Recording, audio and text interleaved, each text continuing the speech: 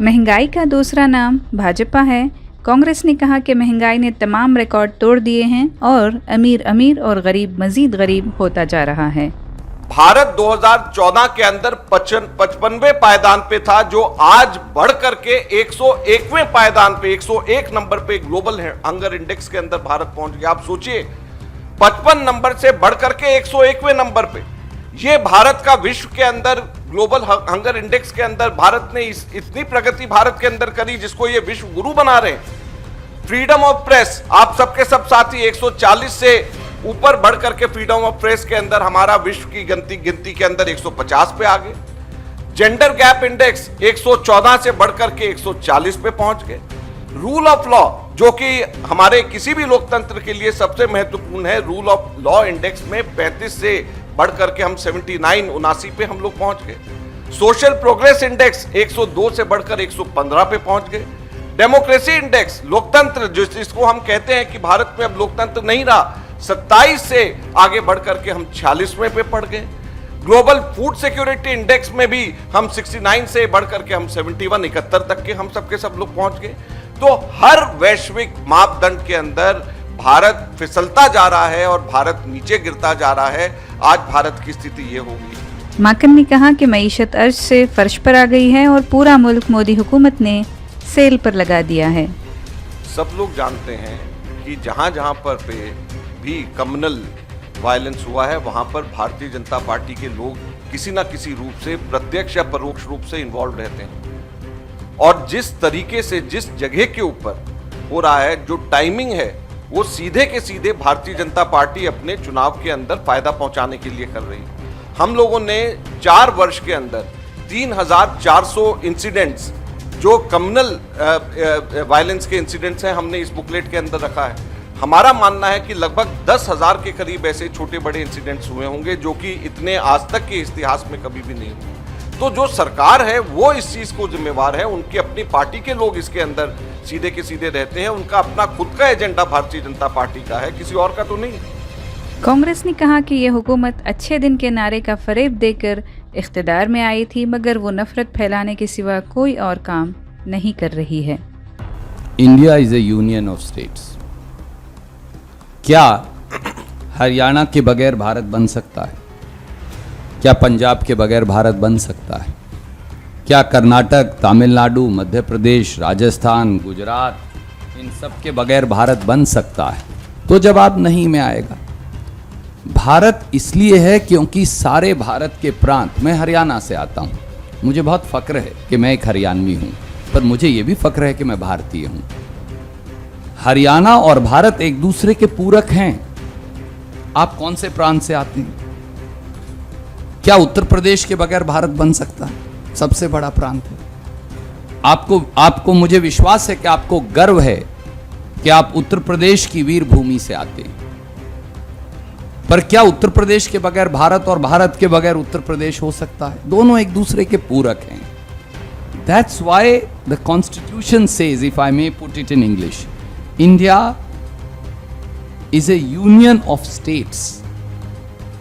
मेरा उन सब मेरे भाजपा के मित्रों से हाथ जोड़ के अनुरोध है, हिंदी की प्रतिलिपि भारत के संविधान की पंडित जवाहरलाल नेहरू, सरदार पटेल, बाबा साहब अंबेडकर ने सबसे पहले सदन के पटल पर रखी थी।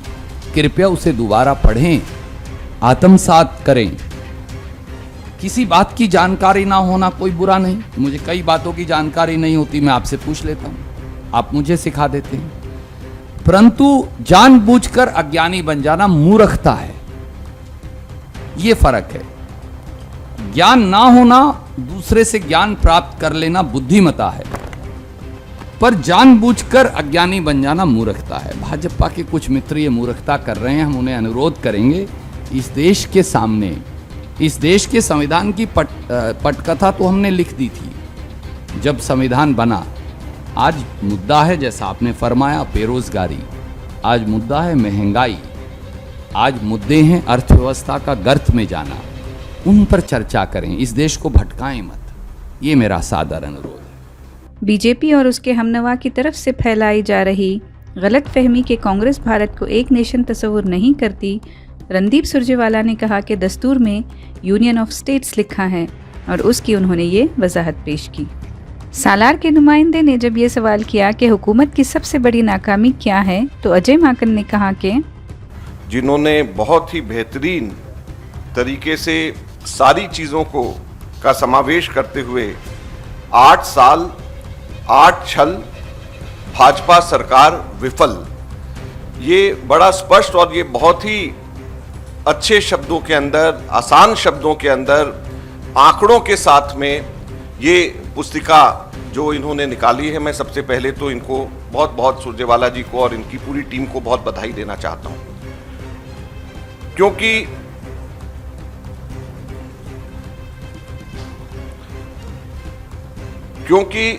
जो नारे सुरजेवाला जी ने अभी यहां पे बोले, 8 साल पहले मोदी जी ने जो नारे लगाए उसमें सबसे महत्वपूर्ण नारा अच्छे दिन का था, जिसमें वो अपने हर भाषण के शुरू में और हर भाषण के खत्म में कहते थे कि अच्छे दिन आएंगे, कुछ ना कुछ साथ में लगा करके कहते थे।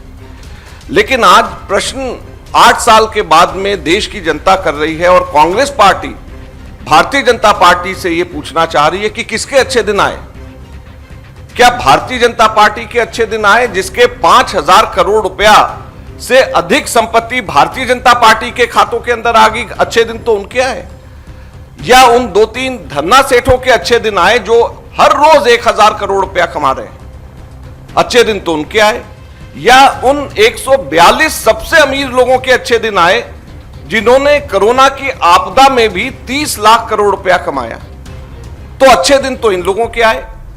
अच्छे दिन आए उन बैंक लुटेरों के जिन्होंने 5,35,000 करोड़ रुपए का गबन किया, बैंक लुटेरों ने। अच्छे दिन तो उनके आए। और देश की जनता जिनसे वोट अच्छे दिनों का वायदा लेकर के किया गया, उनका क्या हुआ? 1,000 रुपए का खाना खाने की गैस का सिलेंडर, 200 रुपए खाना बनाने का तेल और दाल, 100 रुपए से ऊपर पेट्रोल और डीजल देश की जनता के लिए। किसानों के लिए क्या? 3 काले कानून, आत्महत्या का दंश और मात्र 27 रुपए रोज की आमदनी, ये किसानों को मिला। युवाओं को क्या मिला? 45 वर्ष की आज तक की भीषणतम बेरोजगारी, ये हमारे युवाओं को मिला। एमएसएमई को, मध्यम वर्गीय जो हमारे इंडस्ट्रीज हैं, उनको क्या मिला? 60 लाख एमएसएमई तालाबंदी के कगार के ऊपर हैं और व्यापार के अंदर मंदी है। 84% लोगों की घटी हुई आमदनी है। 12 करोड़ लोगों को नौकरी से उनको छुट्टी मिल गई। तो ये लोगों को क्या अच्छे दिन दिखाने के लिए 8 वर्ष पूर्व मोदी जी सत्ता के अंदर आए थे? आज कांग्रेस पार्टी, भारतीय जनता पार्टी और मोदी जी से ये पूछना चाहती